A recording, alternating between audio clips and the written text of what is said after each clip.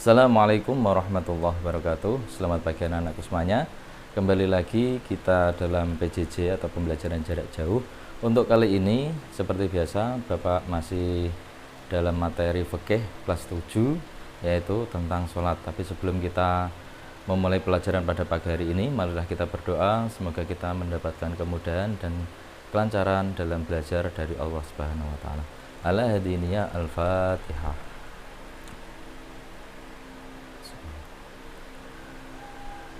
Oke, cukup. Untuk pertemuan yang kesekian atau yang keenam ini, kita akan mempelajari fikih tentang sholat dalam keadaan darurat. Perlu anak-anakku ketahui, kalau sholat dalam keadaan darurat itu ada dua. Yang pertama adalah sholat ketika kita sedang sakit, dan yang kedua adalah sholat ketika sedang di kendaraan. Tapi untuk pertemuan kali ini nanti, Bapak akan mempraktekkan hanya sholat dalam keadaan sakit. Oke, sudah semuanya? Oke, kalau sudah tolong diperhatikan. Untuk yang pertama, sholat dalam keadaan sakit ya. Untuk sholat dalam keadaan sakit ini ada beberapa cara ya, ada beberapa cara. Yang pertama dengan cara duduk, yang kedua ada cara berbaring, dan yang ketiga dengan isyarat. Untuk yang pertama ini nanti Bapak akan mempraktekkan sholat dengan cara duduk. Oke, sudah. Oke, yang pertama anak-anakku, posisi yang pertama adalah duduk dengan tasyahud awal ya, kakinya tasyahud awal. Kemudian yang kedua dengan tasyahud akhir. Oke. Nah, kemudian yang ketiga dengan cara bersila. Ya. Dan yang keempat dengan cara diselonjorkan. Nah, ini biasanya kalau orang tua sudah kakinya sakit kan nggak bisa dengan cara seperti itu, maka diselonjorkan. Oke ya.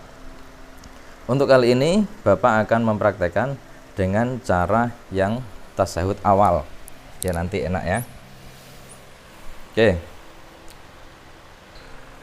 Ya anak-anakku semuanya, diperhatikan untuk cara sholatnya ya. Seperti sholat biasa, cuma kita dengan cara duduk ya. Kemudian yang pertama kita seperti biasa niat usolli fardhu dhuhri arba'a raka'atin mustaqbilal qiblati adzan lillahi ta'ala Allahu akbar. Oke, kemudian kita membaca kabiro, kemudian Al-Fatihah, kemudian surat Al-Qur'an ya, ayat-ayat pendek. Setelah itu ketika ruko ya, ini tangannya di sini, kemudian begini ya. Kalau sudah Sami Allah man hamidah, kemudian sujud. Nah, sujudnya seperti biasa. Oke. Ini ya, ini posisi sujud. Nah, ini. Kemudian diulangi sampai salam. Oke ya. Kemudian yang kedua, ini perbedaannya ya. Kalau rukuk ini tangannya di sini, kalau sujud tangannya seperti ini. Ya. Ini biasa. Kalau dengan selonjor, nah ini beda lagi. Kalau dengan selonjor, ya sama seperti tadi. Setelah kita membaca surat-surat, ya, kemudian rukuknya di sini, sebisanya, ya. Misalnya kok bungkuk Pak angel, wes pokoknya sebisanya dengan diniati rukuk, ya. Kemudian sujudnya tangannya ditaruh di bawahnya, nah seperti ini, ya. Nah, oke. Ya, yang membedakan ini rukuk, ini sujud. Oke, ini ketika sholat dalam keadaan sakit dengan cara yang duduk. Oke, yang selanjutnya dengan cara tidur. Ini ketika kita mau cara sholat dengan cara tidur ya anak-anakku semuanya. Seperti biasa, Allahu Akbar, kemudian kita meniat sholat. Kemudian setelah itu rukuknya ya. Rukuknya di sini ya, kemudian sujudnya nanti tangannya di bawah.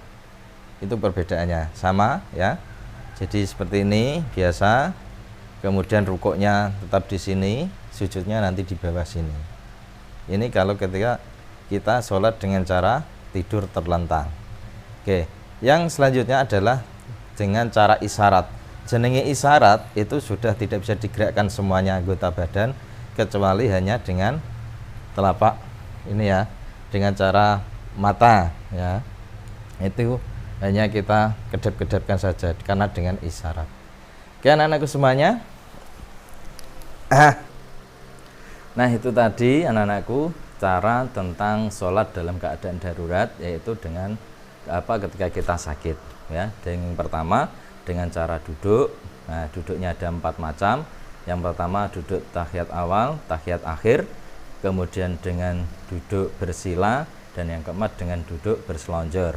Nah, yang kedua sholat dengan cara tidur telentang, tadi sudah saya praktekkan. Kemudian yang ketiga adalah sholat dengan cara isyarat, yaitu hanya menggunakan ini mata ya. Mungkin itu yang dapat Bapak sampaikan, walaupun sedikit tapi anak-anak semuanya harus paham, karena ini nanti ketika kita tidak berdoa untuk sakit, tapi mungkin kalau kita sakit kita sudah bisa melaksanakannya.